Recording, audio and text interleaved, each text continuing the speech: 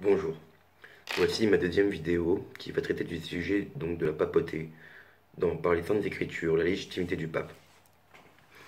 Je conçois que c'est une vidéo à thème très polémique, mais que je pense que tout catholique doit démontrer. Mon but n'est pas de jeter la pierre à mes frères, mais c'est vraiment de pouvoir montrer notre légitimité. Pourquoi est-ce que nous on y croit? Et surtout pourquoi est-ce que ça nous sert? Et je compte me servir donc de la papauté pour expliquer mes prochaines vidéos. Maintenant, il n'y a vraiment pas de but de vouloir. Pour moi, les protestants, les orthodoxes et tous les schismatiques sont des frères, mais pas vraiment dans la même vérité que nous. Par exemple, eux, ils vont se dire qu'ils refusent les traditions, que la tradition, ça vient de l'homme, que c'est Satan, tout ça. Pourtant, on voit très clairement que eux-mêmes font partie d'une tradition. Ils suivent à la lettre le sola scriptura, le sola fide, ainsi que la prédestination. Moi, en lisant la Bible, je tombe pas sur ces trois choses-là telles que il faut bien que quelqu'un leur ait expliqué, il faut bien qu'il y ait une tradition qui les font se nourrir de cette théologie, qui vient des pères de la Réforme, notamment Luther, ainsi que les témoins de Jéhovah qui vont nous dire qu'ils n'ont pas de religion, qu'ils ont juste une relation avec Jéhovah, et pourtant qu'ils ont leur tour de garde. Moi, personnellement, ça me dérange pas d'avoir une tradition, une sainte tradition, parce que l'Église, elle n'est pas morte avec la fin de la Bible. L'Église, elle a continué depuis 2000 ans. Ça fait 2000 ans qu'on est chrétien, ça fait 2000 ans qu'il y a des saints, ça fait 2000 ans qu'il y a des docteurs de l'Église, et c'est tout à fait normal qu'il y ait quelqu'un tout en haut qui tranche. Parce que sinon, il y a des querelles théologiques à n'en plus finir, et ça met plus de division qu'autre chose. Donc voilà, ceci dit, je vais commencer donc les lectures. Donc je vais commencer par la plus connue, Matthieu, chapitre 16, verset 18. Eh bien, moi je te dis, tu es Pierre, et sur cette pierre je bâtirai mon église, et les portes de l'Hadès ne tiendront pas contre elle. Je te donnerai les clés du royaume des cieux. Quoi que tu lis sur la terre, ce sera tenu dans les cieux pour lier, et quoi que tu délieras sur la terre, ce sera tenu dans les cieux pour délier. On voit clairement que c'est la personne de Pierre. Les protestants disent que c'est sur la foi de Pierre, mais non, c'est bien sur la personne de Pierre. Ce qui est d'ailleurs très intéressant là-dedans, c'est qu'il ne parle pas de vous, il dit bien toi, tu, tout ce que tu liras, tout ce que tu délieras sera tenu pour lier ou délié dans le ciel. Ce qui est très intéressant, c'est que déjà ça explique vraiment la fonction du pape, en fait, tout simplement. L'Église est bâtie sur lui, et c'est plus ou moins lui qui a les autorités, notamment pour les dogmes de lier et de délier. Donc, je vais prendre maintenant Jean, chapitre 1, verset 42. Il l'amena à Jésus. Jésus le regardait et dit, tu es Simon, le fils de Jean. Tu t'appelleras Képha, ce qui veut dire Pierre. Là, on voit bien que c'est pas sur sa foi, c'est pas sur autre chose, c'est vraiment sur la personne. Jésus dit bien, tu es Simon, et tu te nommeras Képha. Alors là, ce qui est vraiment super, c'est comme on voit donc dans l'Ancien Testament, à chaque fois que Dieu a décidé de changer le nom de quelqu'un, je vais prendre par exemple l'exemple de Abraham en Abraham, ou de Jacob en Israël, à chaque fois c'était pour donner du pouvoir, une légitimité sur quelque chose. Et c'est tout à fait normal que sur la nouvelle foi, il change de nom, parce que là, ça par rapport à l'Église, qui représente à la fois donc le corps, et à la fois donc le nouveau temple, nous sommes le temple de l'Esprit Saint. Donc il est la pierre. Et alors on voit bien que c'est Jésus la pierre, et pourtant il donne cette responsabilité à son vicaire. C'est vraiment la personne de Pierre, c'est pas la foi de Pierre, c'est vraiment tu es Simon, fils de Jean, et tu t'appelleras Képha. Voilà, pour moi déjà tout ça, c'est déjà rien que ça pour moi c'est beau. Je vais prendre maintenant l'exemple de Marc, chapitre 16, verset 7. Mais allez dire à ses disciples et à Pierre. Pierre est toujours mis de côté, soit en premier, soit mis à côté. C'est toujours ses disciples et à Pierre. Toujours Pierre est mis à côté, comme une autre personne supérieure. Enfin, pas supérieure, mais c'est une personne à part, comme le chef. Par exemple, je vais, je vais vous lire Jean, chapitre 21, 15. Quand ils eurent déjeuné, Jésus dit à Simon-Pierre, Simon, fils de Jean, m'aimes-tu plus que ceci? Il lui répondit, oui Seigneur, tu sais que je t'aime. Jésus lui dit, fais paître mes agneaux. Il lui dit à nouveau, une deuxième fois, Simon, fils de Jean, m'aimes-tu? Oui, Seigneur, lui dit-il, tu sais que je t'aime. Jésus lui dit, sois le pasteur de mes brebis.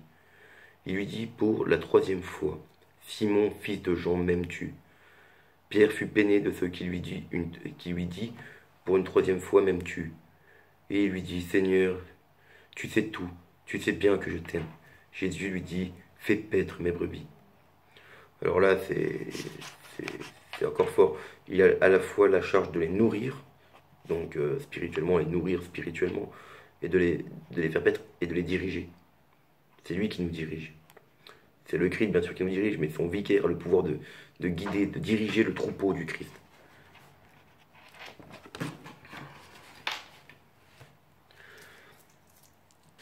Là, je vais citer un passage aussi que je trouve vraiment très fort.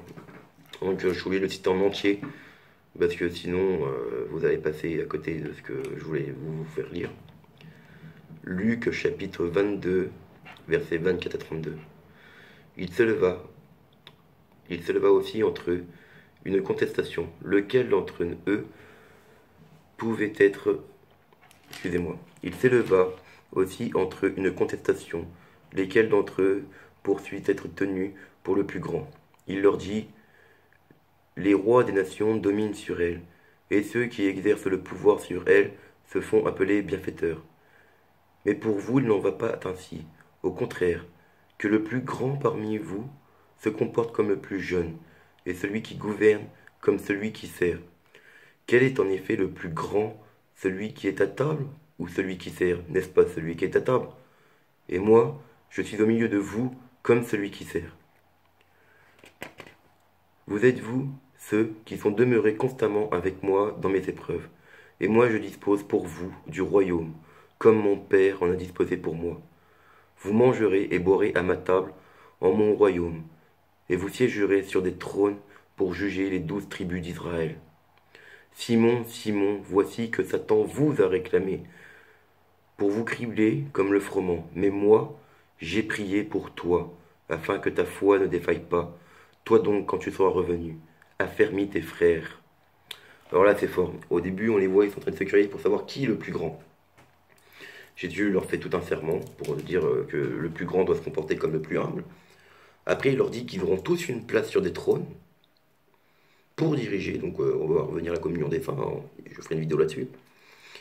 Et à la fois, il termine par dire, Satan vous a réclamé pour vous cribler comme on crible le froment.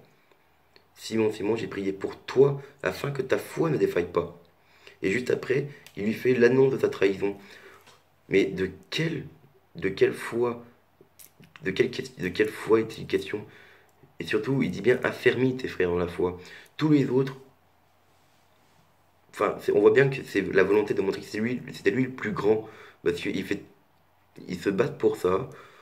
Il fait tout un enseignement là-dessus. Et après, il dit Simon, Simon. Et ce qui est très intéressant dedans, c'est que Pierre va renier 3 fois le Christ après. Donc de quelle foi, si Jésus a prié pour sa foi, ne défaille pas, quand ça se fait qu'il a manqué de foi et qu'il a fui? Parce que c'est pas la même foi, parce que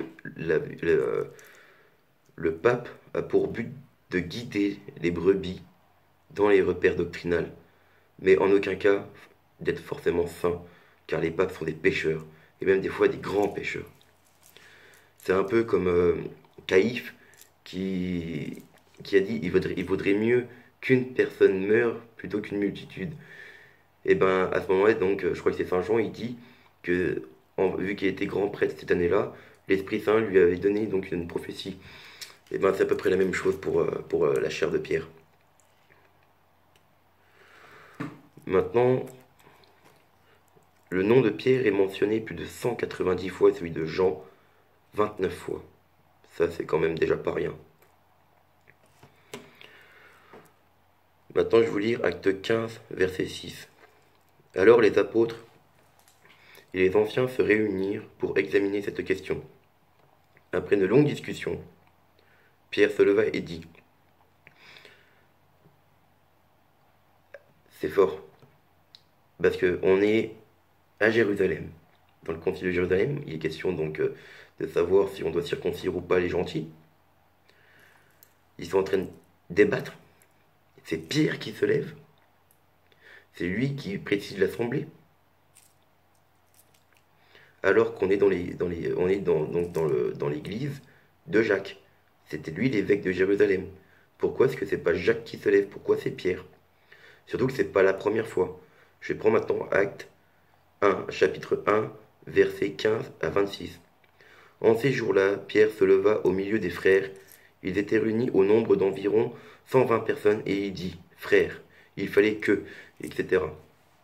Encore une fois, là c'était le moment des élections pour retrouver donc celui qui prendra la place de Judas.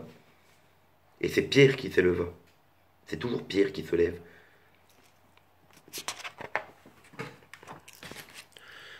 Donc je trouve juste ça en fait assez merveilleux.